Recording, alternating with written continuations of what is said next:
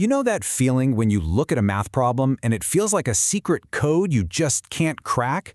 Well, what if I told you it's not really a code, it's a language? A language that once you get the hang of the basic grammar, lets you describe the world with amazing precision. Today, we're going to learn how to speak it. All right, let's jump right in with a classic. At a university, for every 3 professors, there are 29 students. So, take a second. How would you write that relationship as an equation? Go on, what would you jot down? So if you wrote something like this, 3p equals 29s, hey, don't worry, you are in very good company. This is easily the most common answer people give. But it's also a perfect example of a mistranslation. It feels right, it looks right, but it's not quite speaking the language of math correctly. Let's dig into why. So here's the core idea for today. Math isn't just a pile of abstract rules and calculations. It's a language. Its whole purpose is to name quantities, describe how things are connected to each other, and build arguments that other people can actually follow and check for themselves. Okay, so let's start our first grammar lesson by circling back to that professor and student problem.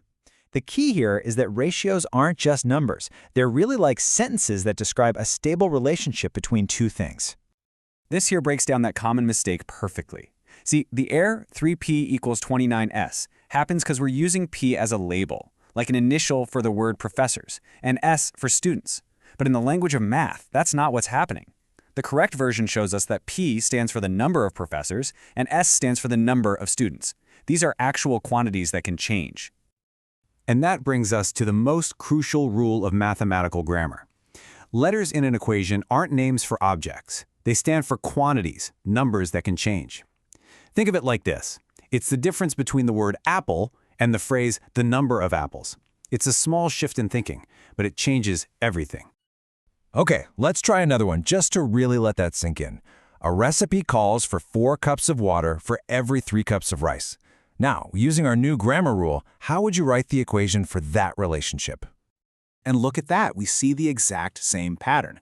The common error, 4w equals 3r, is treating w and r just like labels for the words water and rice. But the correct equation, well, that describes the balance of quantities. It tells us that 3 times the number of cups of water has to equal 4 times the number of cups of rice to keep that recipe working. So how can you be sure you've translated it correctly? Well, there's a fantastic little trick. Just try a substitution. We already know that 3 cups of rice needs 4 cups of water, right? So just plug the number 3 in for rice in your equation. Does it give you 4 for water? The wrong equation will fall apart right here, but the correct one? It works perfectly. It's like a spell check for your math sentences. All right, let's move on. Let's see how this language idea works with fractions. The big secret here is to stop thinking of fractions as just 2 numbers stacked up and start seeing them as counted units, just like anything else we count. So for example, what is 2/3 plus 5/3 plus 7/3? Now, a super common mistake is to just add up everything you see, the numbers on top and the numbers on the bottom, and you get 14/9. But this is another classic translation error. The correct logic is to recognize that the bottom number, the 3, is just naming the unit we're counting. We're counting thirds. And here is the aha moment. Think of the word third as a noun, just like the word apple. If I asked you for 2 apples plus 5 apples plus 7 apples, you wouldn't say 14 apples, would you? No way. You would say 14 apples. It's the exact same logic. We have 2 of a thing plus 5 of that same thing plus 7 of it, which gives us 14 of that thing. In this case, 14 thirds.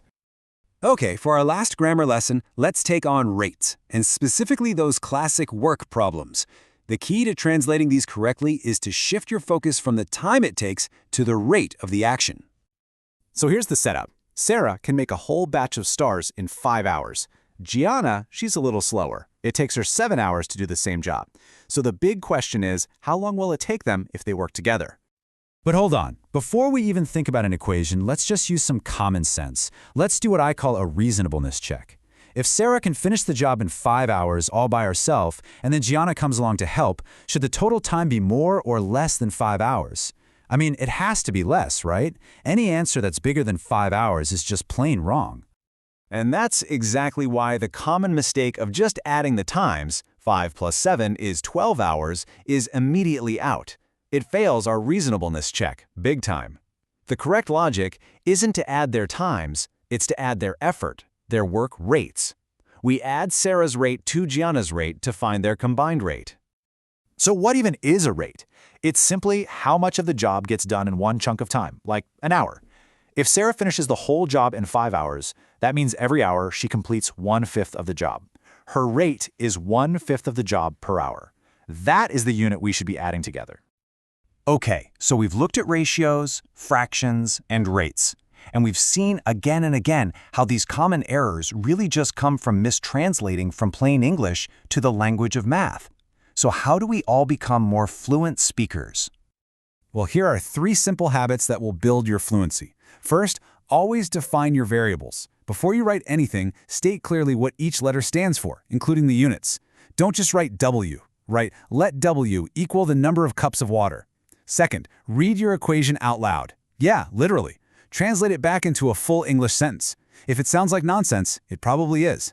And third, always use those reasonableness checks. Before you solve, just guess. Should the answer be bigger or smaller? It keeps your logic grounded in the real world. When you start making these habits your own, something really powerful happens. You stop seeing math as just a bunch of steps to memorize, and you start seeing it as a real tool for communication. It's not just about getting the right answer anymore. It becomes about confidently explaining why your answer is right. So I'll leave you with this thought. The next time you see a math problem, try to reframe it in your mind. Don't just see it as a problem to solve. See it as a sentence to understand. Because when you learn to read the language, you might just find out you have a lot more to say than you ever imagined.